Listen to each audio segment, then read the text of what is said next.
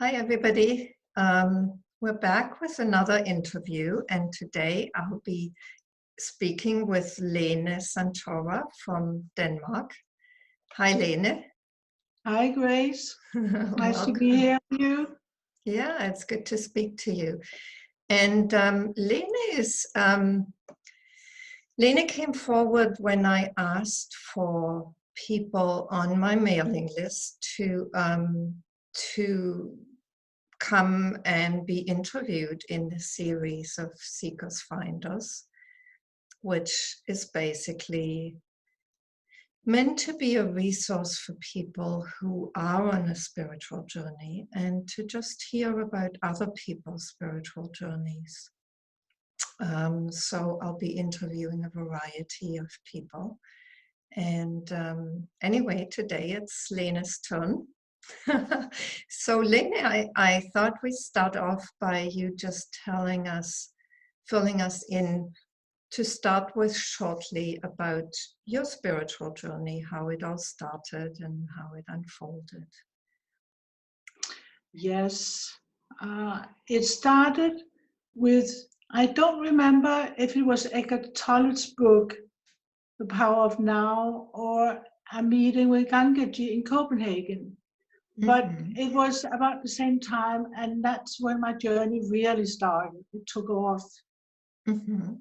And during that path, I've had a number of different teachers, and I've stayed with some of them for a while, and I've also had a lot of different teachers because I felt that I needed different input from different teachers, because teachers teach in different ways, and although they may teach the same thing, they have different ways of doing it, and the inspiration can be different.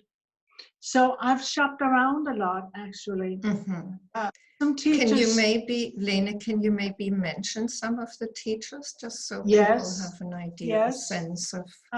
Yes, I've been to a couple of retreats with Gangaji, and it's been very lovely, very, very good for me. And I've been on webcasts with her, and then I have been with Leonard Jacobson. Also retreats. I have been with Mooji quite a lot, actually. I've been in India with him several times, by 5 weeks at a time, and I've been to Portugal also. So, and I was very fond of Mooji, and I had a number of awakenings with him. And but at a certain point, I felt that, I can only say in a way, that he kicked me out. The teaching kicked me out. And I realized that it was about time that I found my inner teacher. I was never a devotee of Mooji. He's a guru, and he has a lot of devotees. And people are very devoted to him, but I never could do that. So I realized that I had to find it in myself. And then I started to look around for Adyashanti, for Devaji, Satri, Tilicho, Ananta. I've been to several retreats with Ananta Granti, and on webcasts with her also, and I'm currently on webcasts with her in a group. So I've had a lot of different teachers and a lot of different inspirations. So, Lene, can I ask you, I know that really when we listen or read books by certain teachers and not others, there's something that speaks to us, right? There's something that pulls us or just resonates. So what was that for you? Like, what drew you to Mooji, for example? His great heart. He has a Mm-hmm. great heart. And he is a very funny man. He's got a great sense of humor. Mm-hmm. He has he's just very lovable somehow. And he's an artist also, and I work with art also. Mm-hmm. So and I read all his books, and he just somehow he got through to me, and I had these awakenings with him in India. Mm-hmm. When you And say you had these awakenings with him, I what was that? um, I started to see myself differently. I started to see how I identified with a lot of different roles in my life. Mm-hmm. And I could suddenly see those roles Mm-hmm. and drop them. Mm-hmm. And these roles I have dropped one by one by one by one, and I'm still dropping. And but it started really with Mooji. I don't know really what it was with him. It was just like whenever I would see him or be in satsang with him, I would cry. He just touched me, and I would Mm-hmm. just burst out crying uncontrollably. Mm-hmm. And I could feel his presence as actually as a vibration. He transmitted a lot of energy that I was very sensitive to. Mm-hmm. So yeah, So and go ahead. in Portugal he had this amazing place, which was both hellish and a paradise, because the nature, it was in the middle of Portugal. I don't remember exactly where it was, but the nature was very rough, beautiful but rough, very hilly. And I was there in a heat wave. Mm-hmm. And and I had a herniated disc. So I was suffering a lot in my body.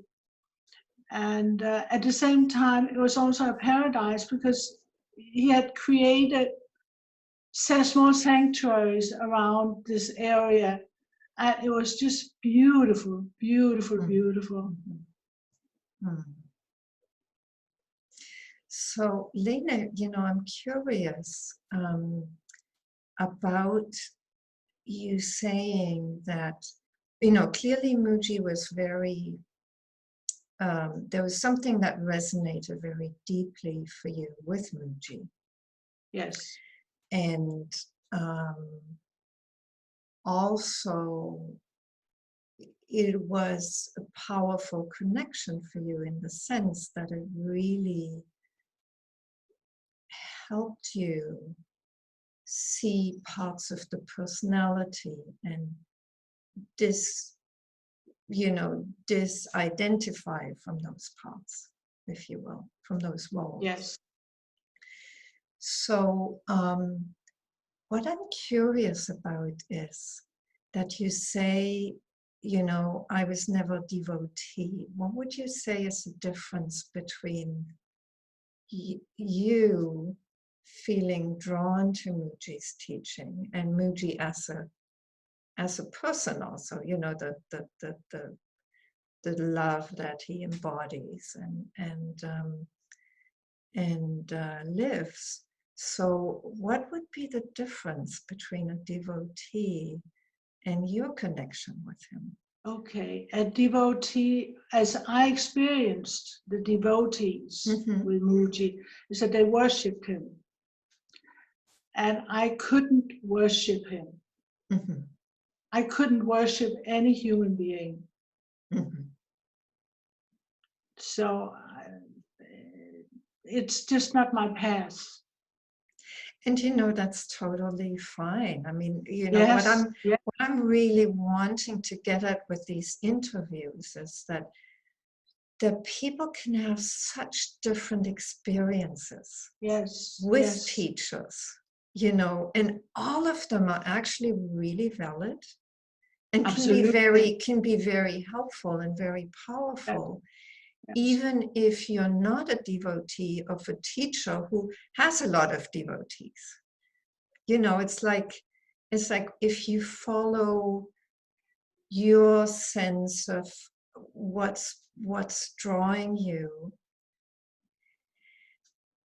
that's what's important. And also you follow your sense of what doesn't resonate with you, you know.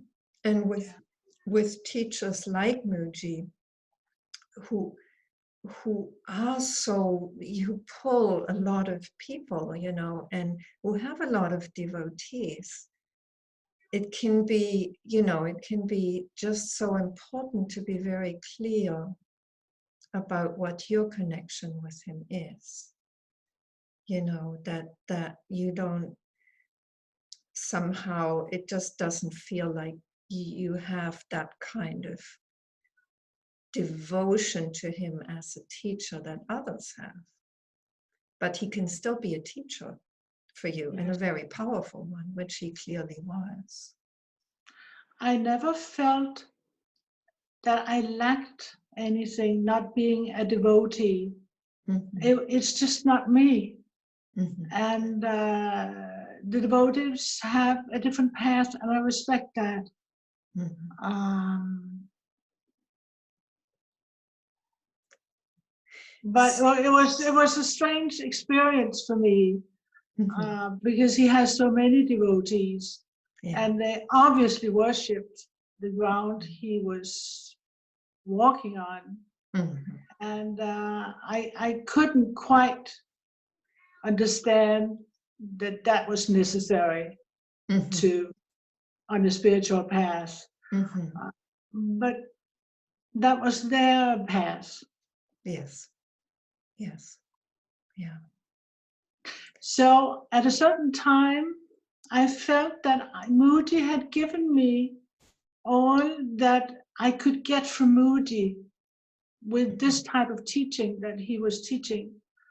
And all of a sudden, I experienced that his books just, I couldn't get into them. It was like they were throwing me off. And I was completely surprised.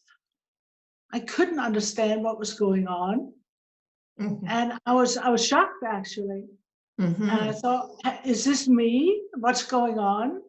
Have I lost it, or what's happening? And it took me a while, and also checking with other teachers, especially on YouTube. I use YouTube teachers a lot, Adya Shanti, for instance. And I realized at a certain point, you have to kill the Buddha on your way.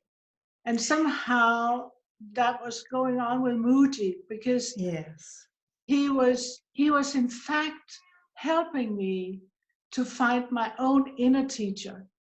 And I thank Mooji for that, because that's what I needed. Lene, I'll just have to take a second to let my cat in. She's very insistent. Hold on. Okay.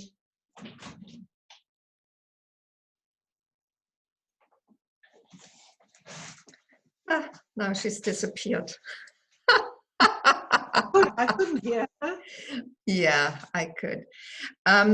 So, you know, Lene, this is also, I find, a really interesting point. And, you know, it was very much also part of my experience with my teacher, Gangaji. And I would say for a few years, I was really a devotee.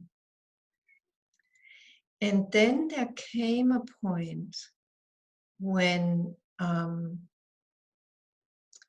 really felt I had to find my own way with these teachings.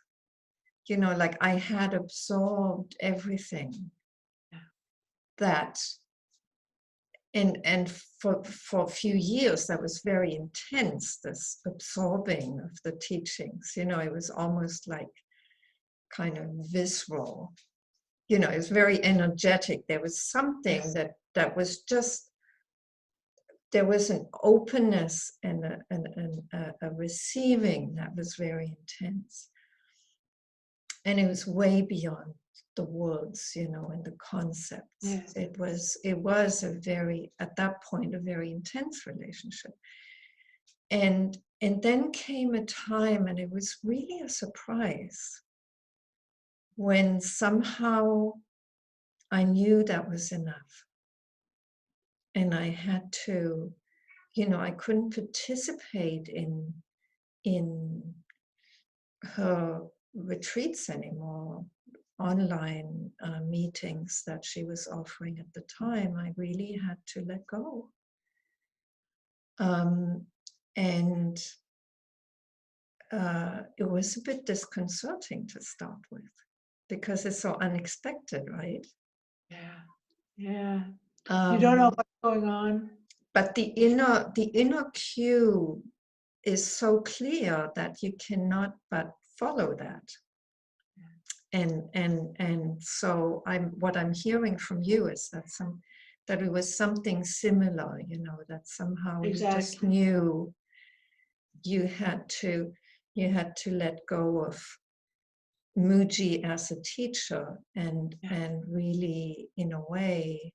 Well, you know, I had to let go of the searcher, the identification with the spiritual searcher. And I was identified with that being with Mooji.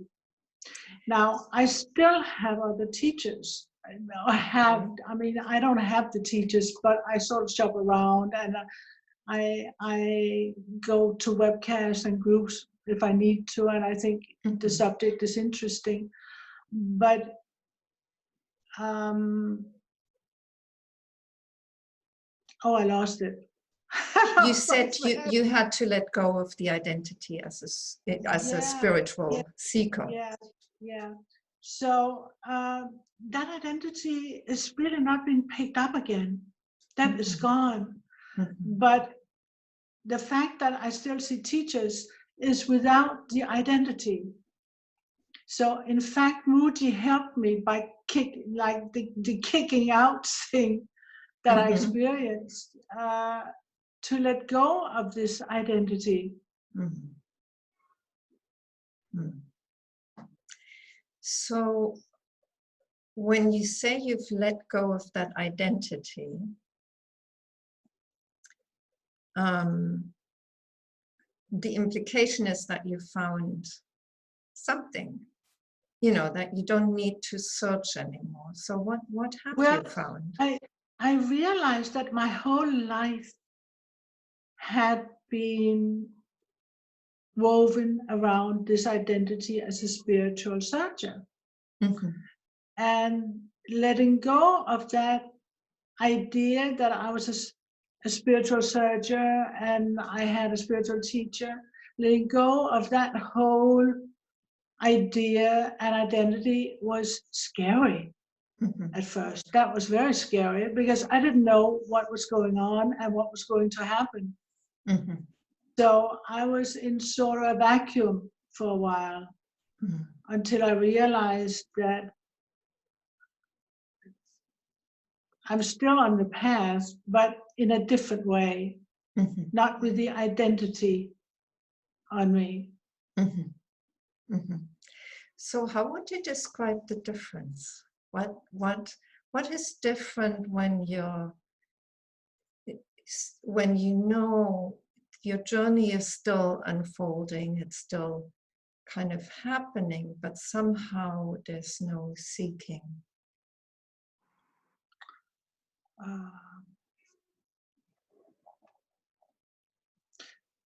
First of all, it's more relaxing.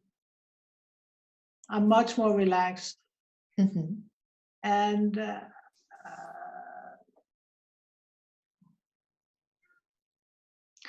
it continued as an inner journey. Let me say it that in that way, because the inner journey is still going on, but without a teacher.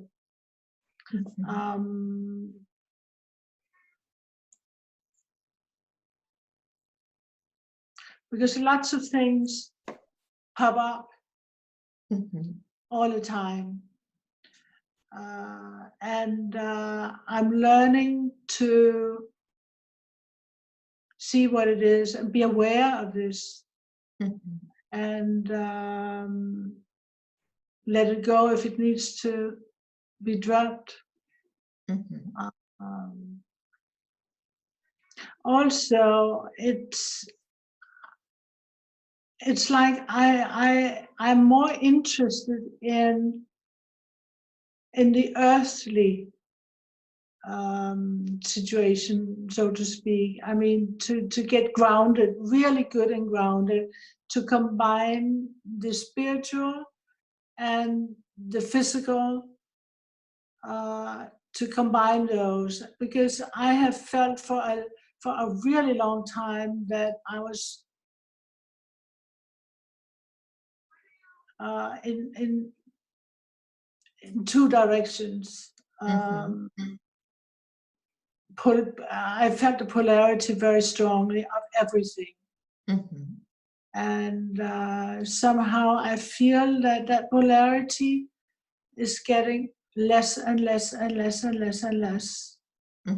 And I feel, and in periods, I feel like it's gone. I'm just home. And that's the inner journey that I'm continuing to be on. That's causing this to happen. It's not so much outer teachers. It's my inner teacher. But I couldn't do this without having had those other teachers, these outer teachers. So when you say the polarity, just to kind of, you know, summarize and maybe put slightly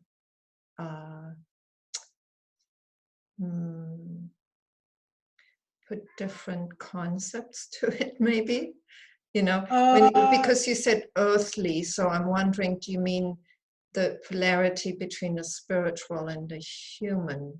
Is that what you mean? That's one polarity. Yeah. The upper chakras, the lower chakras, light and dark, good and evil, and you know, everything that you can divide, you know. So this division, this polarity, I've been experiencing in a lot of ways very, very powerfully, and it's been very painful. And so would you say it was painful because the seeking kind of was a way of escaping the humanity of your life, the human kind of level of your life? And yeah, it was a trap. I realized it can be a trap. It was a trap for me also, because it's so easy to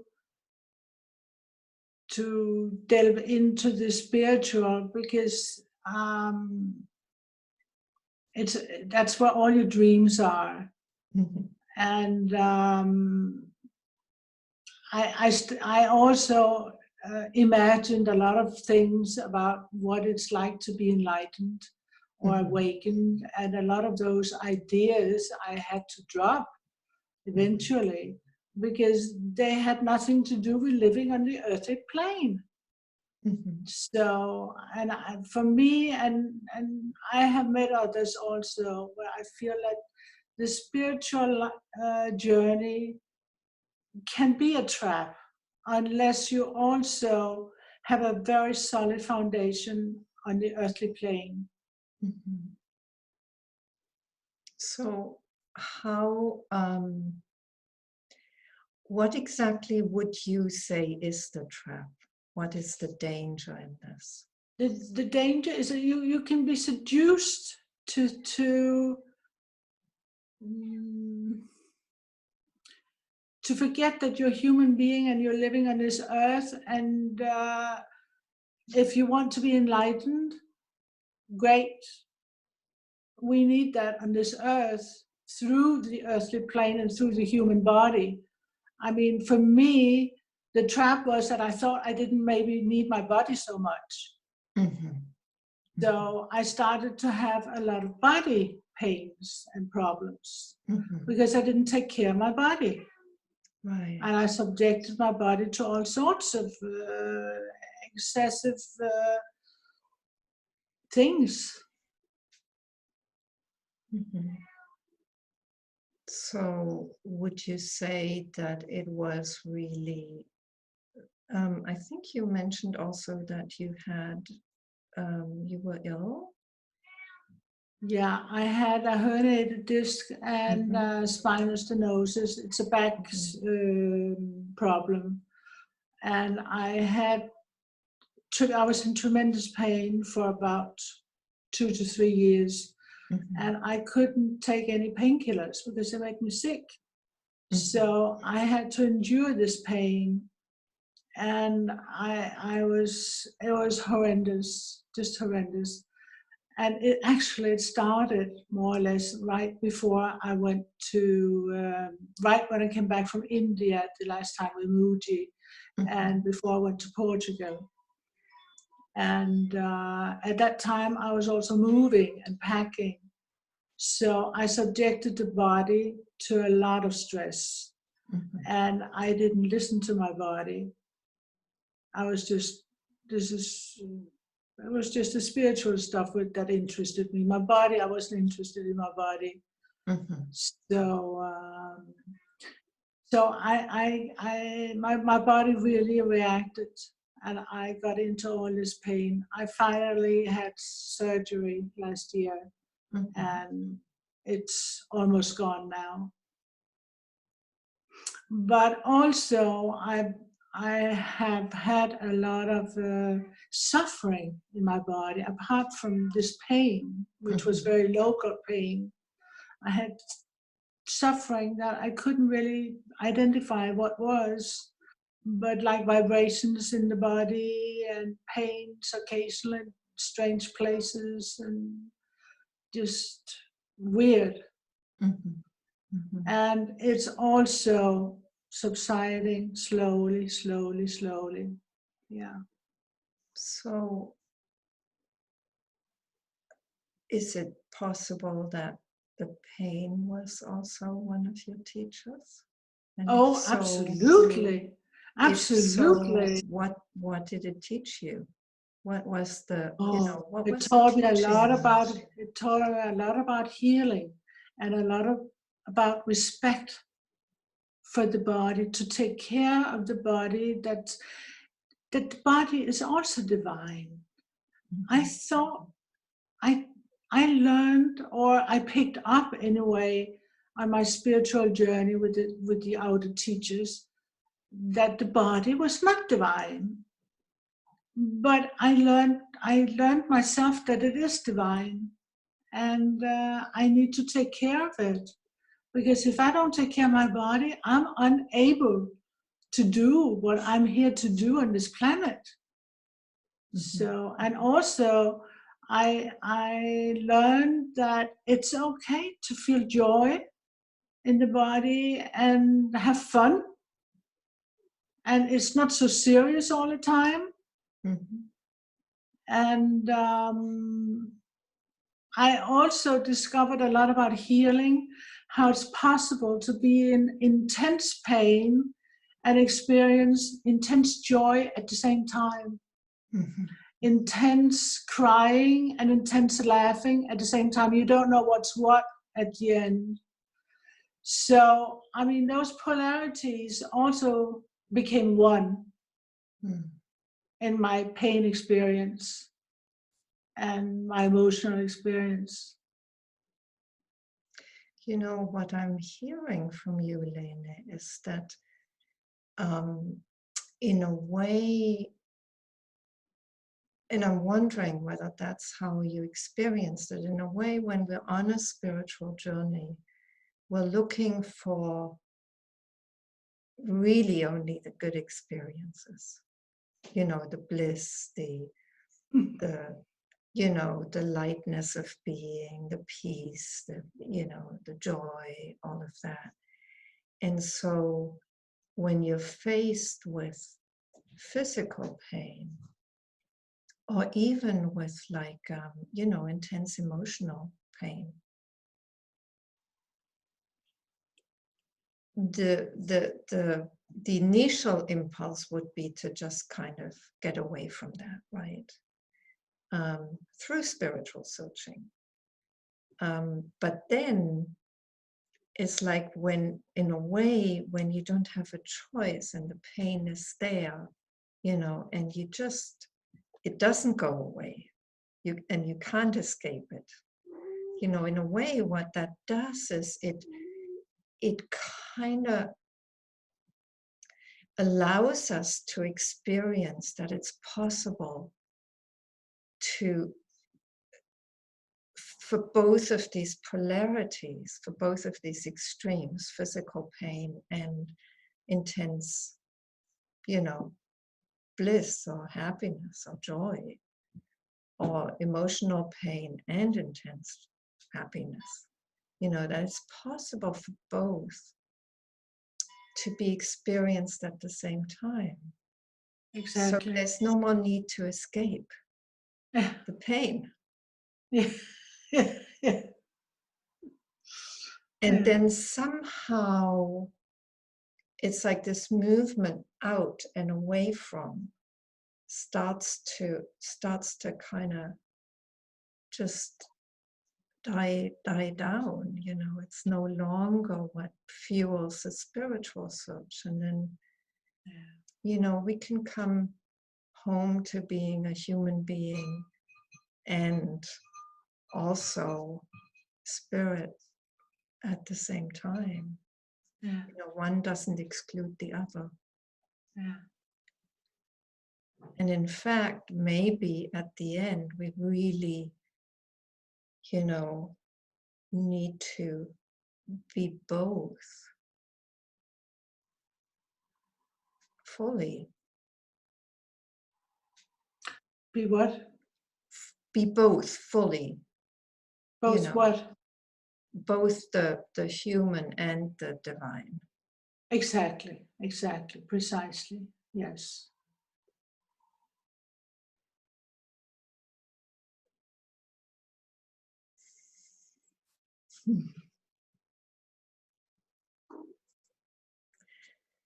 So,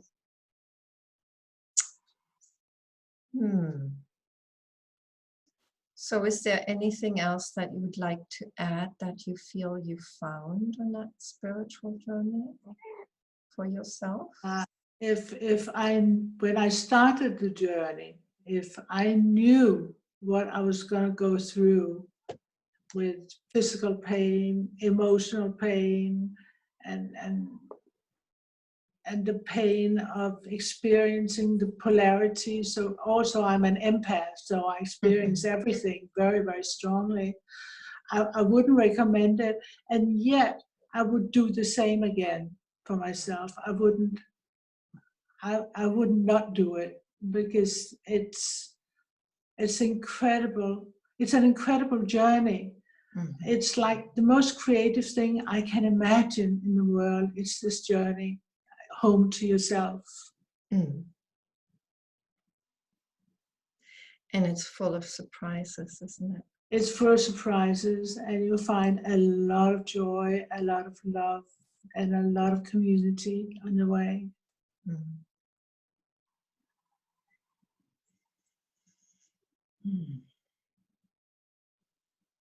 So where do you feel your edges right now, or your challenges right now, if there's any? My challenge right now is showing myself, because the past 3 years, because of my physical condition and everything that I've been through, I've been in isolation, basically, because I couldn't move. I mean, physically, I couldn't move. And when I started to be able to move a little bit, I had all these emotional stuff coming up, emotional suffering.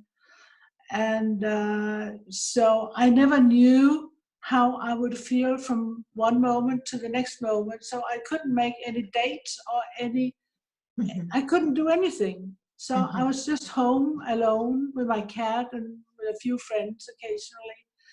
And I started realizing that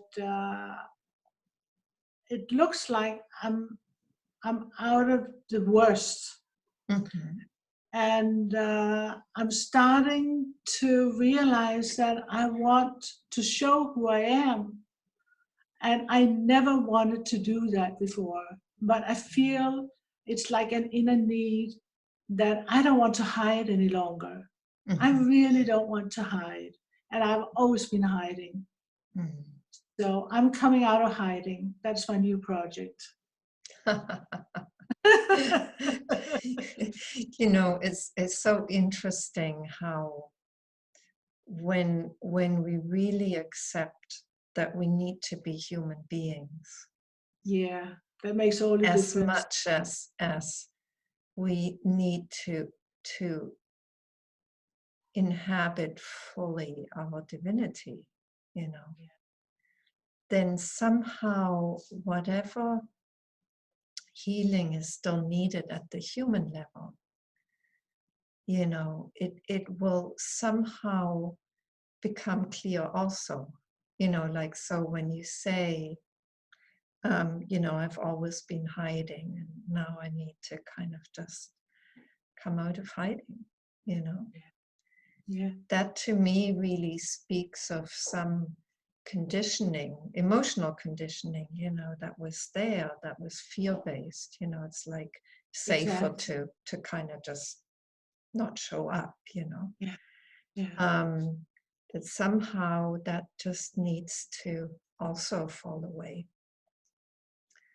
And so here you are, you're showing your true colors. Exactly. So that opportunity came to me because I needed to do this.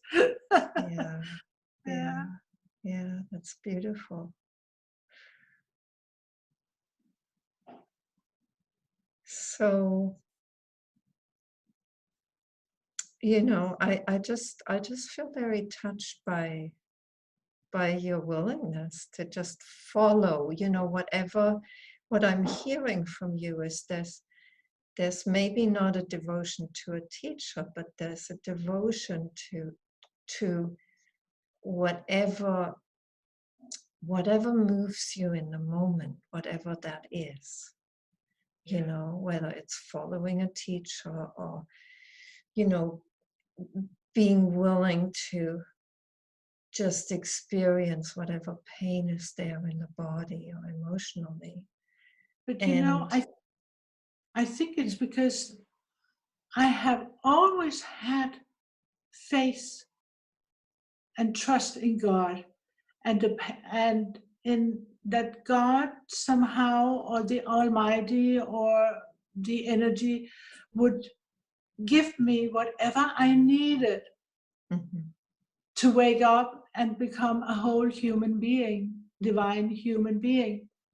So no matter what I went through, I knew that it's there for a reason, and I just accept that.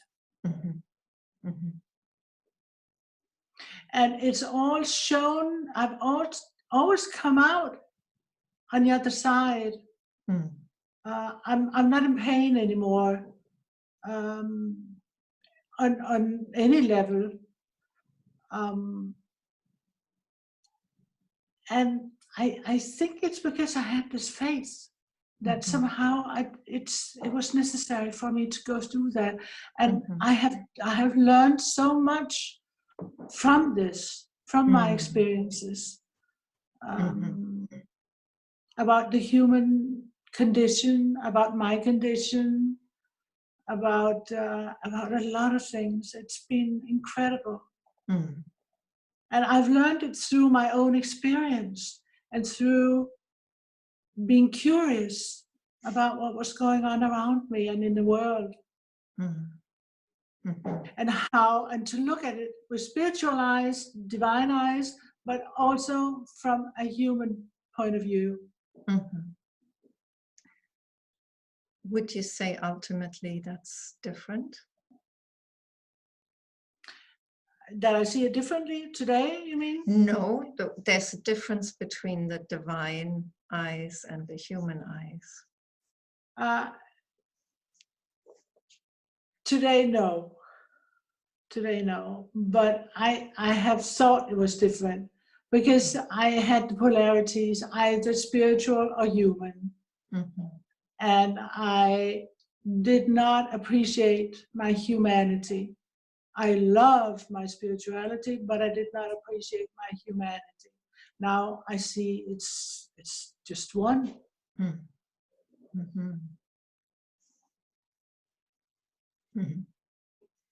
You know, it feels like it's a perfect point to end this interview.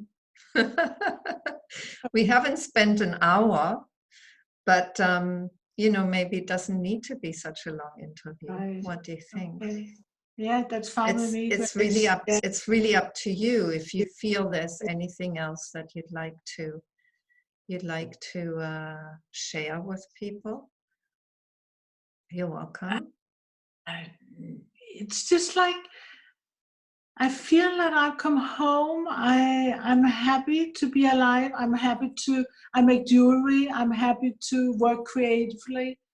I'm happy in my body, and I've not been happy in my body before. And so I feel whole. So it's all possible.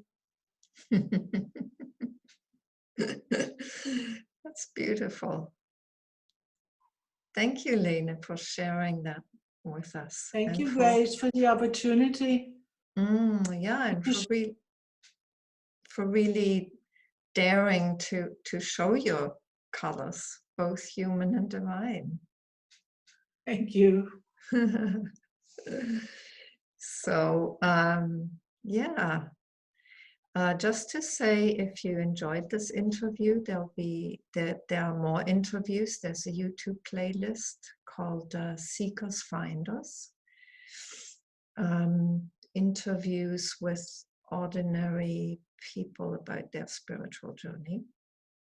And you can also go to the living-from-love.com website to find out other offerings that